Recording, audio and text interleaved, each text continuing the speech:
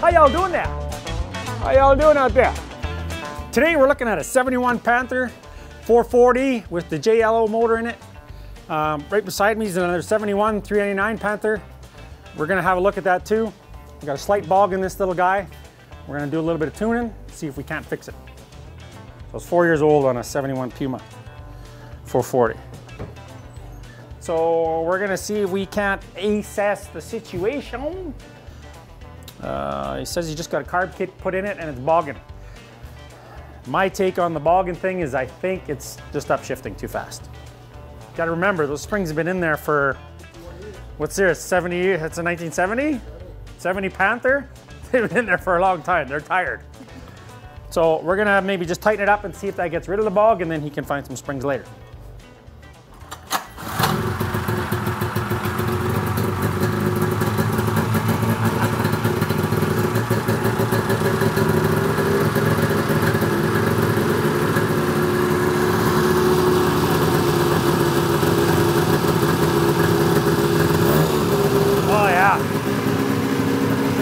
It wants to move right away.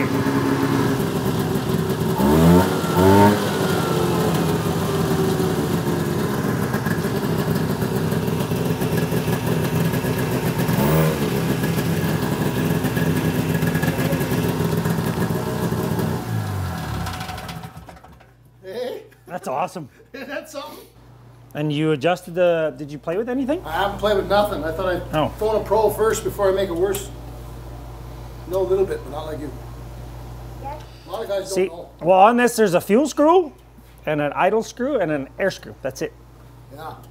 There's not much to adjust on these. There's no jet or nothing. So what's happening is the clutches are upshifting so fast.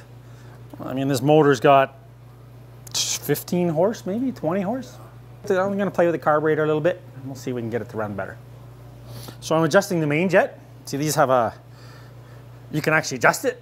You don't have to go into the carburetor and change the main jet like on the new Mikunis. That's pretty old school stuff. So we just got to play with it a little bit. If you understand how the carburetors work, it's not too bad. We might actually be able to fix it. Ryan's going to take it for a spin and see if we've done anything. It still could use springs, don't get me wrong, but we can get rid of some of it by just adjusting the carburetor.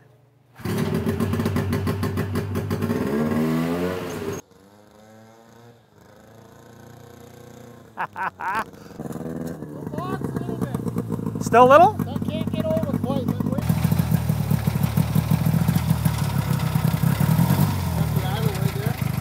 Yeah. Like that screwdriver? Shouldn't need it though. So sounds like it's loading up to me. So we're gonna probably just adjust the air screw a bit.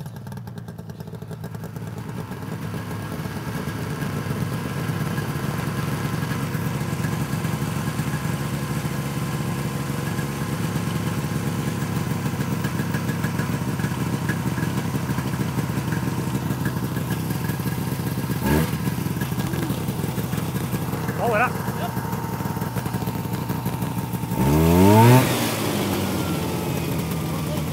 Huh?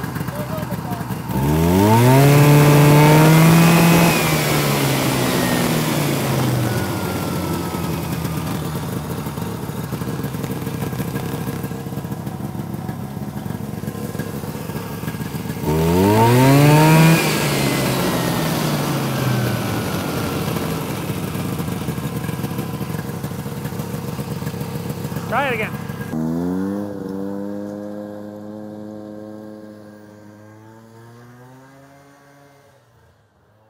So what's happening? So the clutch springs are so tired on that sled that it just wants to upshift and it doesn't have the power to get it going because they don't make a lot of horsepower.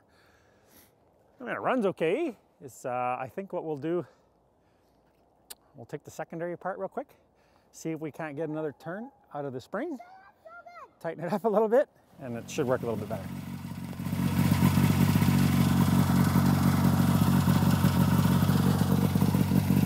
A little finicky, but so if we tighten this up, it'll get snappier. Oh yeah. I think we can do that. So it's just hanging on there. Is that right? Yeah. Ripped and works like wow. That's amazing. Somebody knows what they're doing, eh? I guess I could have read that manual. Yeah.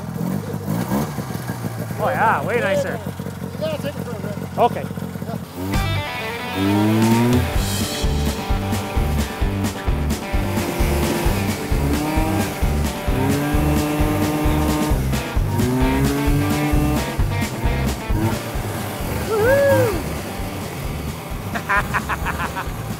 This ride's better than a new sled.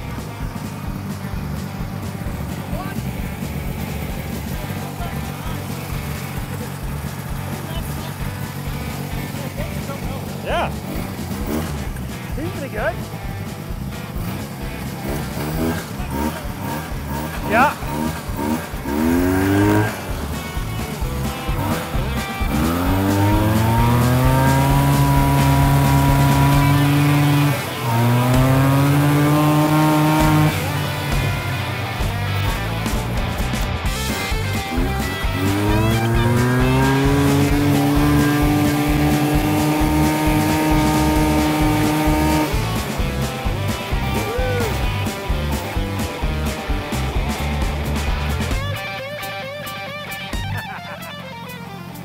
That stuff's pretty cool.